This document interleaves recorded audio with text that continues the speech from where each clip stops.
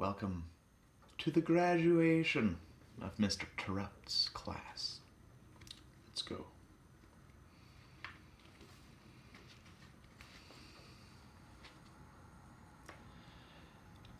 Chapter Luke.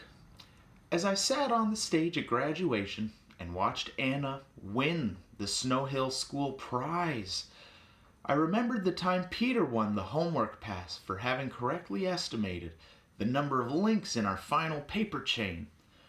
I wanted to kill him after that, especially for the way he rubbed it in my face. But I didn't feel like that with Anna. For the first time in my life, I was happy to see someone else win. First time in his entire life. I feel like that's a huge step forward then for Luke. This thing's going to keep getting stuck in my beard, and I don't mind at all. Happy graduation, everybody. Okay, maybe a tiny piece of me did wish it was me getting the award, but I really did feel very happy for Anna. She's the sweetest person I know. She didn't even want to harm her plant last year during our science unit, never mind ever hurt another person. Anna was a great pick for the prize. Once the ceremony was complete, my mind immediately moved to the next big event. We were now in the final phase before the wedding. I was anxious to test my last hypothesis, and this one was a one-shot deal. We weren't retesting. Hypothesis. If all goes as planned, then there will be a wonderful wedding and a terrific ending. Detective Luke. Chapter Peter. After graduation, there was a big outdoor reception with drinks and little snacks. It was a time for people to talk and celebrate and congratulate the graduates, but the only person I wanted to talk to was my father. My mom and dad both made it for my graduation. As busy as they always were, they never missed the big events. Miss Catalina was also present, and my brother, Richard. He was home from school for the summer. We sat under a tent, drinking lemonade and iced tea and eating cookies. "Well, Pete," Richard said, "now that you've done with this dump, you can get to go to Riverway." Richard's always been a moron. But you couldn't blame him much this time since he'd been away at school. How was he supposed to know that I loved Snow Hill School and didn't want to go to Riverway? That's right. I had made my mind up. I'd been back and forth about the decision, thinking I needed to fail to be with Mr. T. But now I knew I didn't want to flunk 6th grade, but I did want to stay in Snow Hill because I wanted to be with my friends. "I won't be going to Riverway," I said. "What?" Richard yelped. He almost choked on his cookie. "I don't want to go to Riverway. I want to stay here with my friends."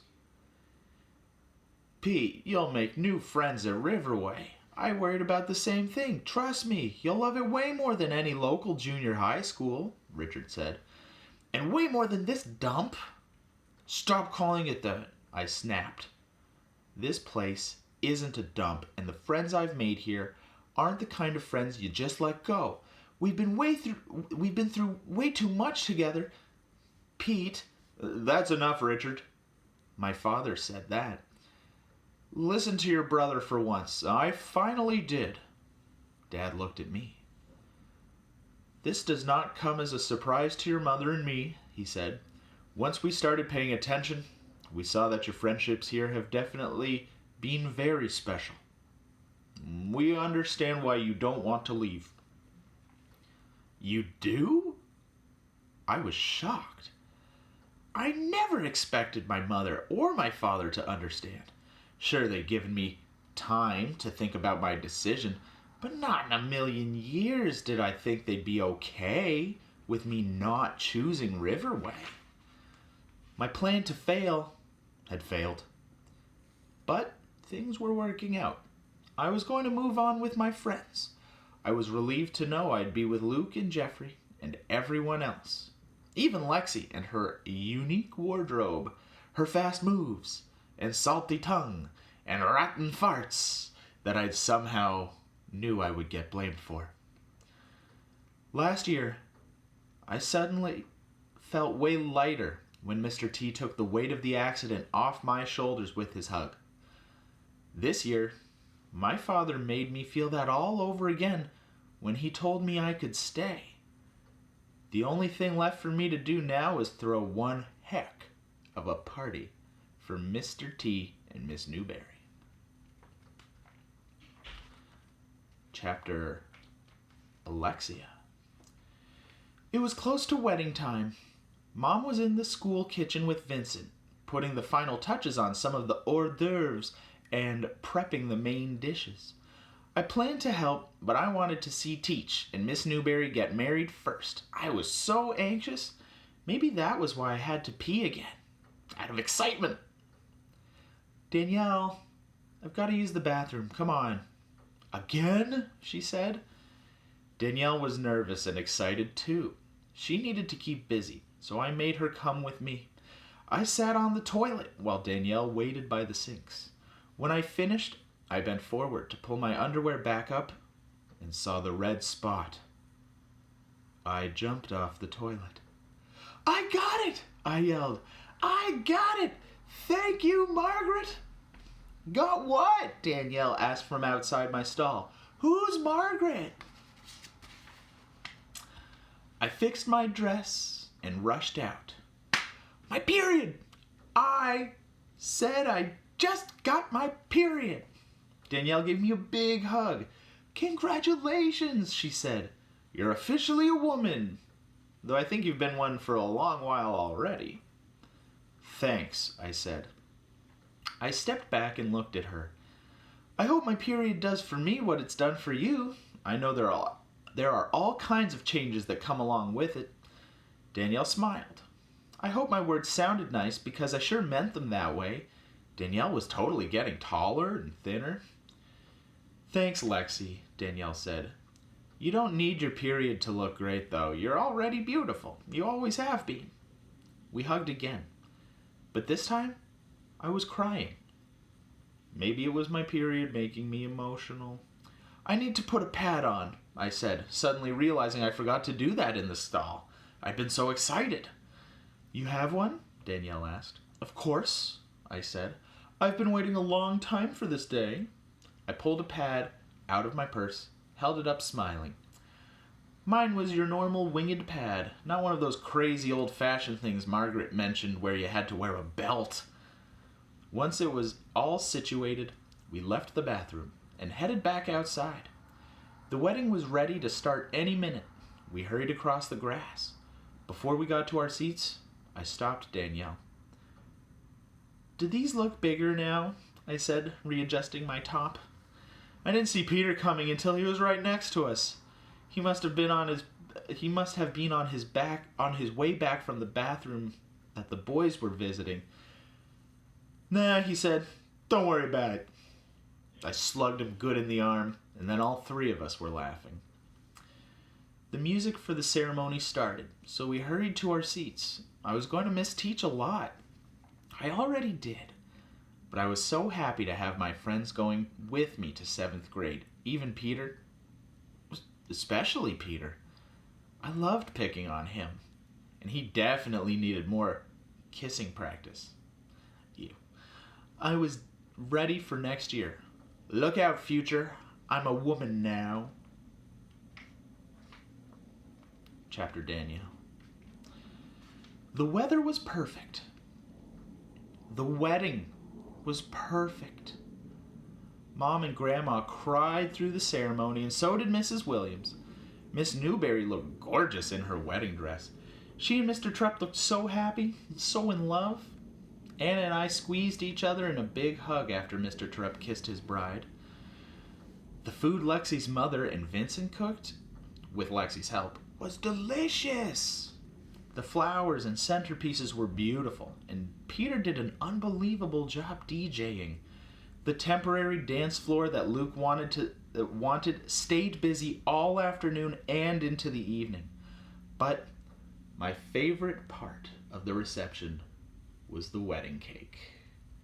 Grandma made it. She made wedding cakes for her friends before, so she insisted on making one despite all our objections. We were concerned she was doing too much too soon after her heart attack, but she wouldn't hear it. You know what they say, if you can't beat 'em, join 'em. So I did. I helped her make it. Grandma mixed in some spices that bit when you took a taste. According to Grandma, this was the cake's way of making sure you were paying attention before the moistness and the sweet flavors took over your mouth. It was a tower cake with bride and groom cows on top. That was the only decoration piece Grandma could find in the house, so that was what we used. I liked it. I knew it would make Mr. and Mrs. Terupt smile too. Grandma and I found a way to talk about the land struggle in a calm manner while we made the wedding cake. As far as Grandma could tell, and your grandfather would tell you the same, she said, this land dispute looks like it's going to be in the hands of lawyers for years. That's great for your grandfather and me, but that's never been our concern. We just want to make sure the family's going to be okay after we're gone. We will be, I said. I know you will, and so does your father. You're growing strong, or so does your grandfather. You're growing into a strong young woman, much tougher and wiser than I ever was at your age, Grandma said. We know you'll be able to handle yourself. I smiled. There wasn't anything that made me feel as good as Grandma's praise. Thank you for giving her back to us, God. I might be tough, but I'm not ready to live without her yet. And Charlie's got himself a wonderful woman now.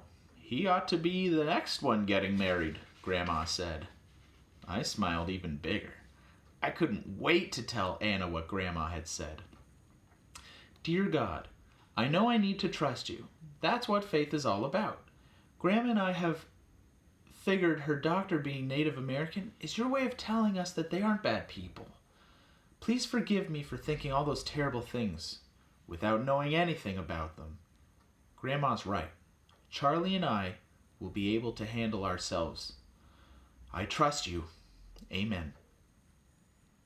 Chapter Anna. It wasn't just the way Mr. Terupt looked at Miss Newberry, but the way she looked at him too. And they had a way of saying, I love you, with their eyes. And that was exactly what they were saying while holding each other's hands and gazing into each other's eyes during their vows. Mr. Terupt gave Miss Newberry a very romantic kiss, and then they were announced as Mr. and Mrs. Terupt. Danielle and I gave each other a big hug. There were hugs, handshakes going all around us. Then it was time for the reception. Danielle and I couldn't wait. We had a secret plan up our sleeves. I had never won anything before the Snow Hill School Prize.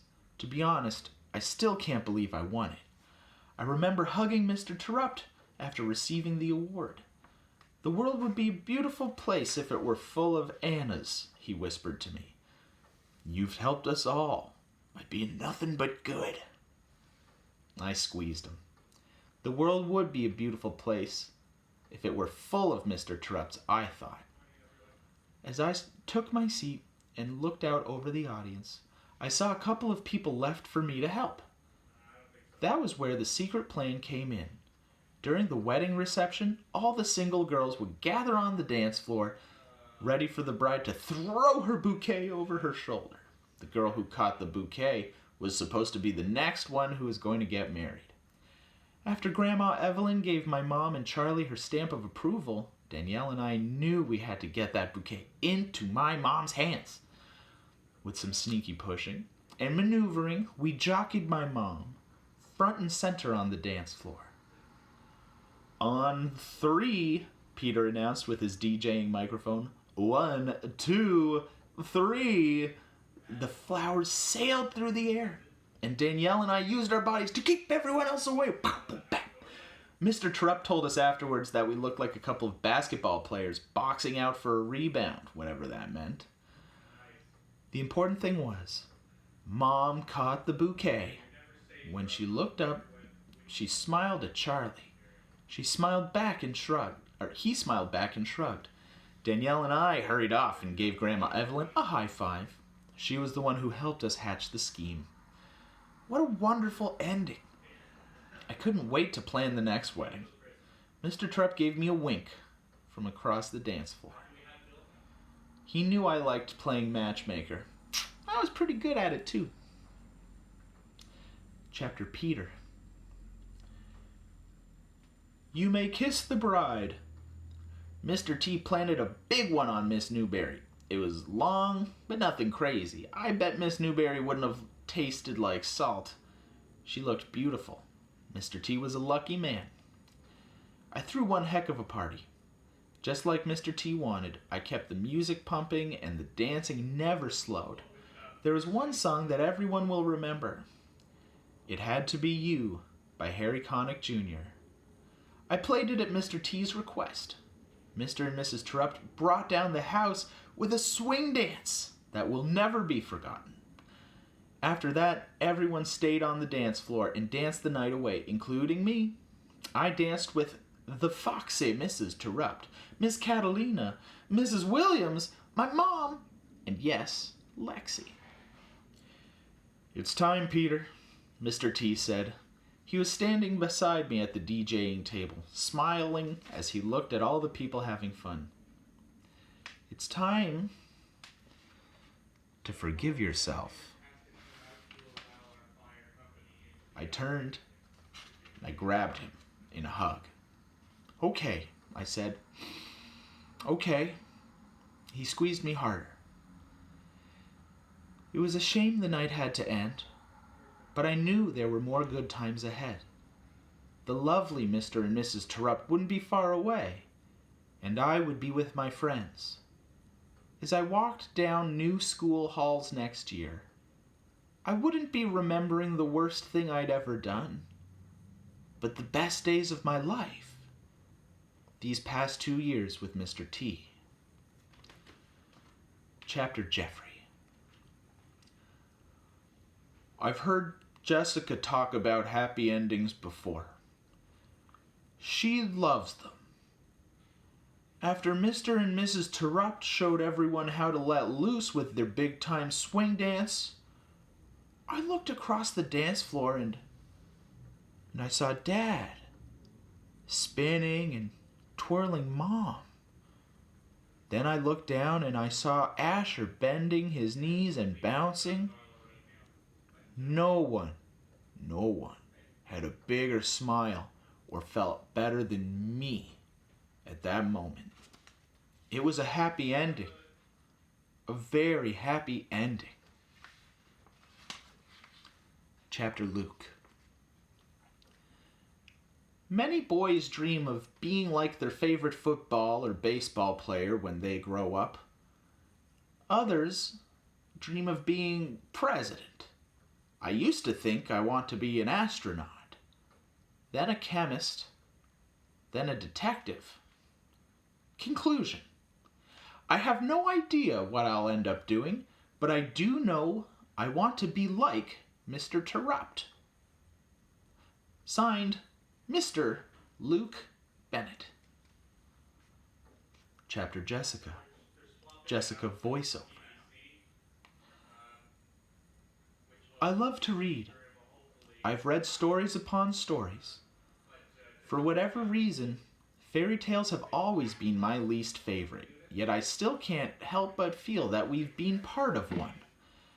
Our valiant prince, Mr. Terupt, fought for his life along the way, spread good to all his kingdom, and eventually found true love with his beautiful princess, Miss Newberry. And yes, now they'll live happily ever after. Fade out. The end.